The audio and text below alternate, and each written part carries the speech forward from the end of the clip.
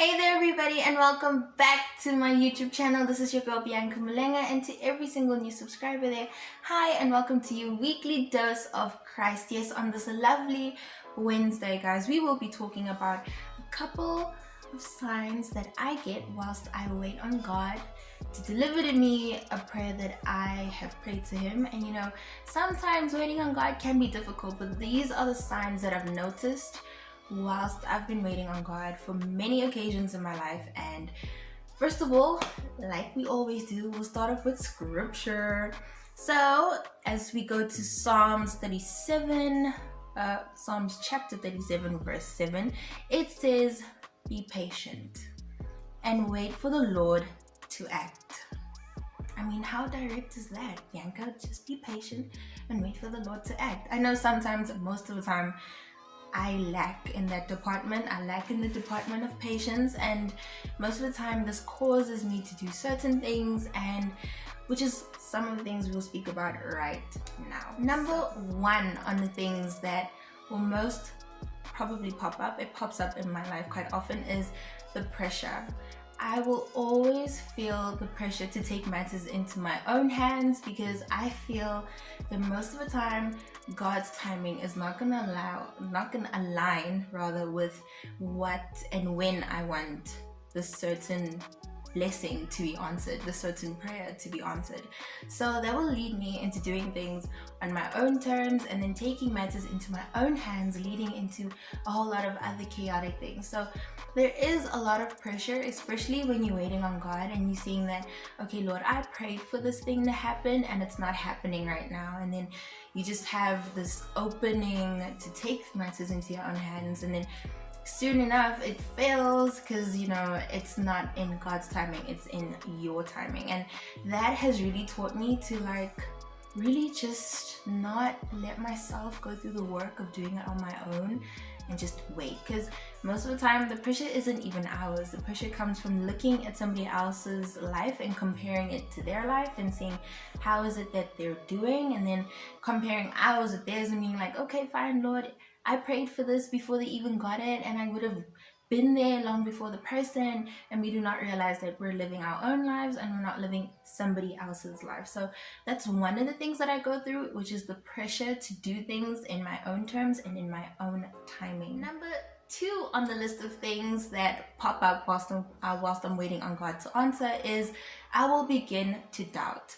Guys, this is something that happens quite often. I don't think I'm the only person that shares a key note in this when I say we begin to doubt really deeply about whether God has even heard our prayers or whether it's coming or not. And most of the time I even begin to doubt my potential of whether I'm even capable of having such a thing that I've prayed for. Sometimes I'll be like, okay, fine, maybe this prayer that I prayed was just too much or too heavy for God to answer me on, and I do not realize that I'm praying to a God of magnitude. And doubting myself only ever brings in that negativity, and negative things attract negative energy. And that's something that I've learned quite often and over, to not let doubt overshadow what is coming through. So most of the time, do not allow the thoughts of whether or not God heard you to overshadow the fact that He is going to bring it to pass, because that's another thing that comes in a lot. Like,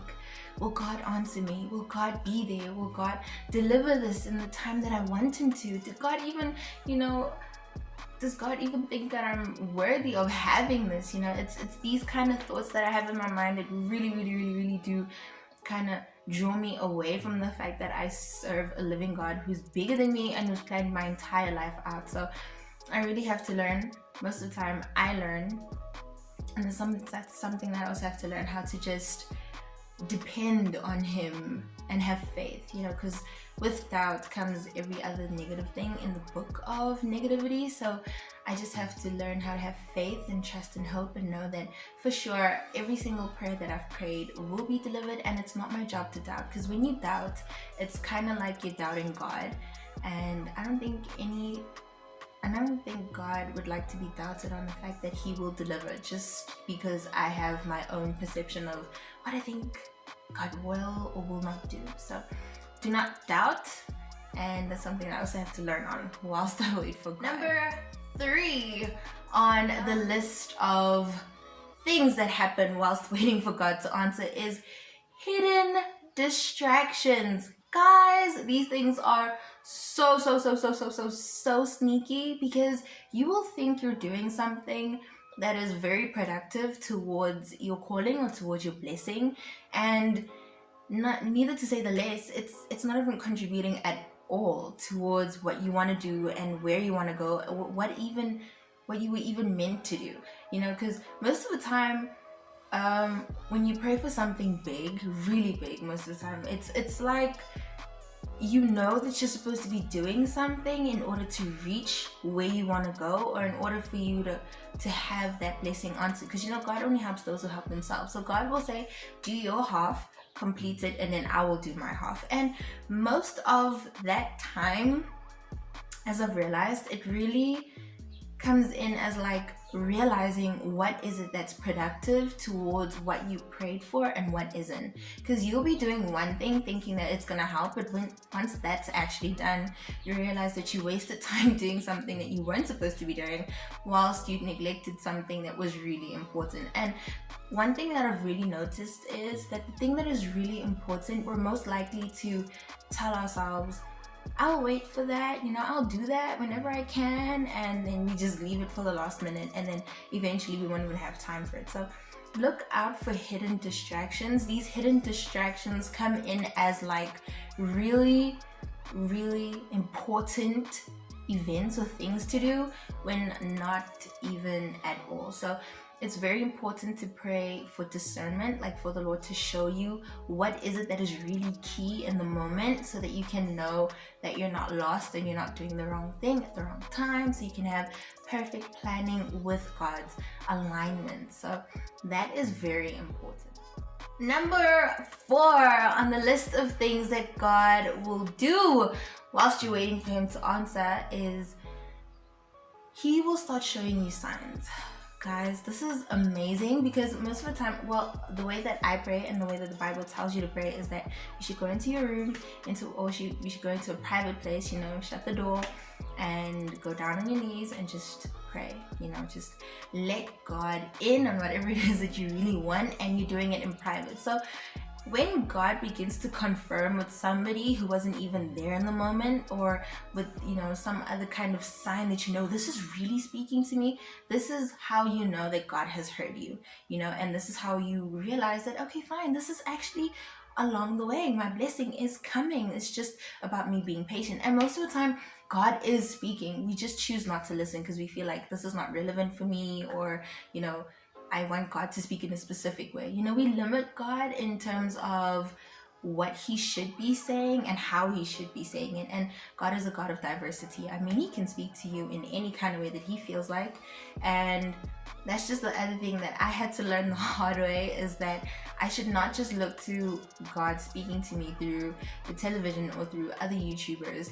I should look, or even through the Bible, I should look at like billboards, because it's these big and small things that really do say a lot. Like even my youngest sister, she can just pop something out of the blue that I never spoke to her about, and I know it was just a conversation between me and God, and here she is with her very creative mind speaking to me about it. And that's how you know that this is God really directing you and letting you know that, listen, I haven't forgotten you, and it's just going to take some time. So just carry on and remain in my presence, and do not neglect what I've called you to do, or do not let go, or do not forsake your faith.